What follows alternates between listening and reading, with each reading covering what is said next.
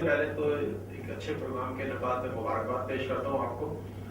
اور میں کہنا یہ چاہتا ہوں کہ آج کے موضوع کو سمجھنے کے لیے ہمیں تھوڑا سا بڑے کینوس پہ جانا چاہیے اور چیزوں کو اس کے پس منظر کے ساتھ سمجھنا چاہیے۔ میں اپنی بات سمجھانے میں کوئی غلطی کروں تو میں تو طالب علم ہوں، مجھے غلطی مل سکتی ہے، لیکن میں کہنا یہ چاہوں گا کہ جب یہ امپیریلزم کے خلاف ایک سرخ آندھی نمودار ہونا شروع ہوئی اور ایک کیمونزم کی انقلاب نے دستک دی، خاص طور پہ یورپ کے دروازے پہ، تو ان سرمایہ داروں نے بہت ہی چالاکی سے، بہت ہی شاطرانہ طریقوں سے اس کے خلاف جو ایک منظم جال پوری دنیا میں بنا، اس میں ایک ہتھ کنڈا ان کا یہ بھی تھا کہ انہوں نے دنیا میں جتنے مذہبی ادارے ہیں، مذہبی تنظیمیں ہیں، ان کو نہ صرف پروٹیکٹ کیا بلکہ ان کو پروموٹ کیا، ان کے لٹریچر کو، ان کو، اور انہیں یہ تاثر کامیابی سے دیا کہ اگر یہ انقلاب آ جاتا ہے تو یہ دنیا بھر میں مذاہب کے لیے بہت بڑا خطرہ ہوگا۔ اچھا، اب ظاہر ہے کہ یہ ساری بات انہوں نے مذہبی دنیا میں کی، اور پھر یہ جو پوٹینشیل تھا مذہبی دنیا کے پاس، اس کو جمع کر کے انہوں نے کیمونزم کے خلاف بہت کامیابی سے استعمال کیا، اور خاص طور پہ ہمارے خطے کو استعمال کیا، اور پھر ہم نے دیکھا کہ سوویت یونین کے حصے بکھرے ہوئے اس میں، اور جہاں بہت سے فیکٹر تھے اس میں ایک فیکٹر یہاں کے مذہبی ایلیمنٹ کا فزیکلی انوالو ہونا اور سوویت یونین کو شکست دینا تھا۔ اس شکست کے بعد جو چیز سامنے آئی وہ یہ کہ ان کے پاس یہ کتنی بڑی قدرت ہے، جان دے دینے اور جان لے لینے کا پوٹینشیل ان میں کتنا ہے، اور یہ کہ یہ ایک پتہ نہیں کس فلسفے اور کس نظریے کے تحت اپنی جانیں دینے کو ہر وقت تیار ہوتے ہیں۔ تو افغانستان میں ایک ایسا ہب بن گیا، ایک ایسی جگہ، مرکز بن گیا جہاں سے توقع تھی کہ ریولیوشن ایکسپورٹ ہوگا، خصوصاً عرب دنیا کو جائے گا، اور عرب دنیا میں ریولیوشن آنے کا مطلب اسرائیل کے لیے خطرات ہیں، اور وہ ان خطرات کو بھانپتے تھے، لہٰذا انہوں نے ان کا قلعہ کما کرنے کی یہی کوشش کی اور یہیں پر ان کو آرگنائز کیا، یہاں تک کہ میں یہ بات دعوے سے کہتا ہوں کہ طالبان کو بنانے میں بھی انہی قوتوں نے پیسہ خرچ کیا۔ مجھے بے نظیر کا آج بھی بیان یاد ہے کہ جنگ اخبار کے فرنٹ پیج پہ 2 کالمی بیان تھا کہ طالبان کو آرگنائز کرنے میں ہم نے نہیں، برطانیہ نے پیسہ لگایا ہے، یہ بے نظیر کا بیان تھا۔ تو کہنے کا مطلب یہ کہ پہلے انہوں نے ہمیں آرگنائز کیا ہے، ہمیں انہوں نے پھر چن چن کے مارنے کی کوشش کی ہے، اس کے باوجود چونکہ میڈیا کی طاقت ان کے پاس ہے،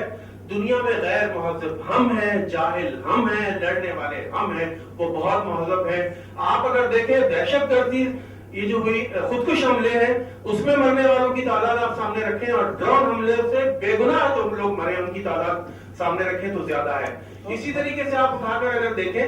کہ سر میں معافی چاہتا ہوں، میں 2-4 جملوں میں سر میں اپنی بات جو ہے نا اس کی آخری لائن ایٹ لیسٹ میں آپ تک پہنچا دوں۔ میں کہنا یہ چاہتا ہوں، ابھی حال ہی میں آپ نے دیکھیں کہ جب انہوں نے ایک امریکی کو پکڑا ہے جس کے بعد اسلحہ بھی نکلا اور جس کا پہلا بیان یہ تھا کہ ہاں ہم فلاں کو مارنے کے لیے آئے تھے، تو اس کو اس کے ذہنی بیمار کہہ کر اس کو امریکہ بھیج دیا گیا، وہ بچ آ گیا۔ لیکن ہمارا کوئی شخص اگر ایک ایگریسو بیان بھی دے دیتا ہے تو ان کو مطلوب ہوتا ہے۔ سر آپ بات یہ کہنا چاہ رہا ہوں کہ یہ جو کارٹون کنٹروورسی ہے، فیس بک کے ایشوز ہیں، میرا یہ خیال ہے بینگ اے میڈیا پرسن میں سمجھتا ہوں کہ یہ مسلم دنیا کے ری ایکشن کو اور پوٹینشیل کو چیک کرنے کے لیے کریٹ کیے جاتے ہیں، جس میں بدقسمتی سے ہم پڑھا معاشرہ نہیں ہے۔ شکریہ، بہت شکریہ، تھینک یو ویری مچ صاحب اور ڈاکٹر صاحب گزری صاحب کی گفتگو کے حوالے سے ڈاکٹر جعفر صاحب نے یہ کہا ہے کہ ہمارے جتنے مفکرین تھے، مولانا مودودی سے لے کر عسکری صاحب تک، اللہ اقبال سے لے کر عسکری صاحب تک، یہ لوگ خود مغرب کے نظریات سے متاثر ہو کر انہیں اپنے خیالات پیش کی۔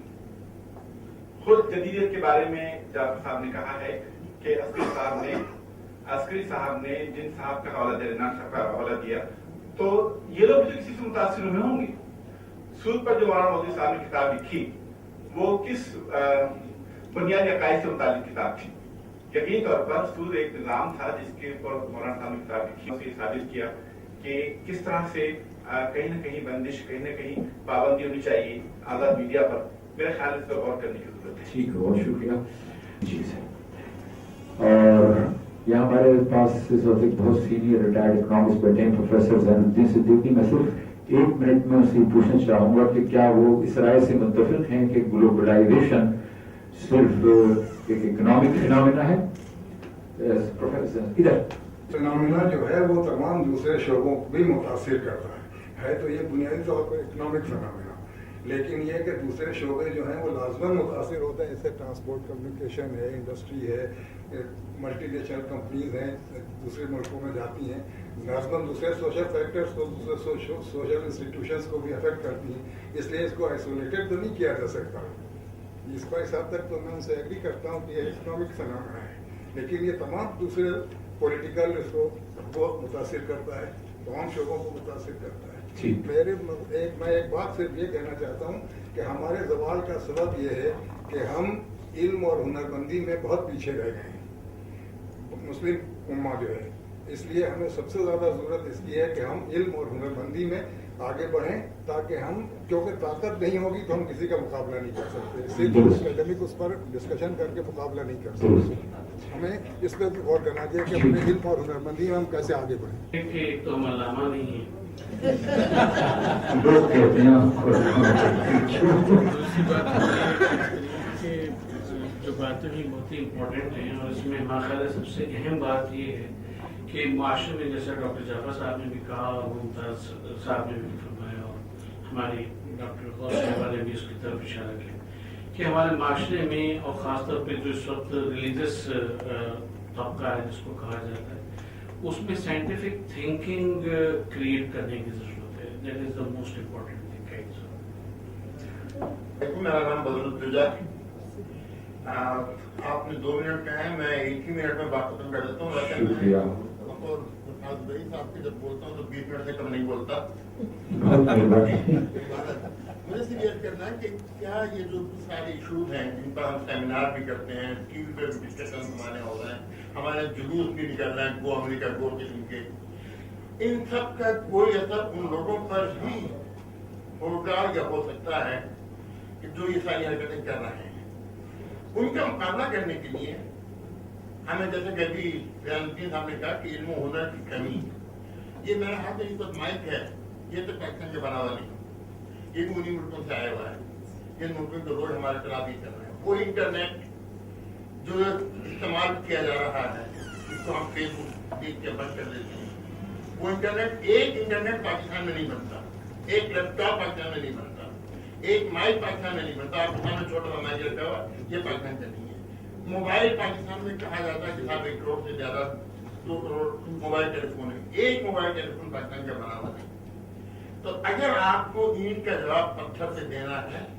تو پتھر بننا پڑے گا۔ اب پتھر کیسے بنیں گے؟ جب تک آپ سائنس اور ٹیکنالوجی میں اعلیٰ معیار کیا نہیں کریں گے، ان کے برابر کی سطح پر کم نہیں آئیں گے، ان سے آگے بڑھنے کے بعد آپ پتھر بنتے ہیں اینٹ تو رہیں گے، لیکن ہم اگر انسان سے، ہمارے پاس سائنس اور ٹیکنالوجی کا کوئی اسکوپ نہیں، کوئی یہاں پر ڈیولپمنٹ نہیں، کوئی ترقی نہیں ہے، اور جب تک سائنس اور ٹیکنالوجی ہم ترقی کر کے اس اعلیٰ معیار کو جو کیلیفورنیا کا ہے، جو میساچوسیٹس کا ہے، وہ وہاں کی اختیار نہیں کریں گے، ہم کبھی ان کا مقابلہ وہ اس طرح سے ہمیشہ ہر مہینے بہت شکریہ، نہیں آپ کی بات سمجھ گئی، آپ کی بات سمجھ گئی، بہت شکریہ۔ ان کا مقابلہ کرنا تو اپنے آپ کو ٹھیک میں پارٹیسپیشن کافی لوگوں کا ہو گیا ہے، اور چونکہ بعض لوگوں نے سوالات اٹھائے ہیں، اگرچہ وہ سوالات مقالہ نگار یا اسپیکرس کی گفتگو سے متعلق تھے، لیکن ظاہر اس کا موقع نہیں کہ ہر شخص اس کا کیا ہوا ہے، اس لیے میرے خاص سے مجھے اس سیمینار کے صدر جناب ڈاکٹر منظور صاحب کو خاص کرنی چاہیے کہ وہ ان تمام چیزوں کو جو یہاں زیر بحث آئے ہیں اپنے کتاب میں سماپت کر دیں، اور ان سوالوں کا بھی کسی حد تک جواب اگر ممکن ہو تو دے دیں جو مختلف لوگوں نے مختلف جہادوں سے کیے ہیں۔ جناب ڈاکٹر منظور احمد صاحب کا کیا جائے اور جمع کرنے کے بعد ان کو چھاپ دیا جائے۔ میں سمجھتا ہوں کہ آج کی یہ ایک بڑی اہم کنٹریبیوشن ہے جو اقبال انسٹیٹیوٹ جو of dialogue and research Islamic university کا ہے، اس نے یہ کیا ہے کہ دیکھ بھال اور ڈائریکٹر جو ہے وہ ڈاکٹر ممتاز کر رہے ہیں، اور ان کو امریکہ سے بلانے کے لیے ہم نے بڑی صعوبتیں برداشت کی ہیں،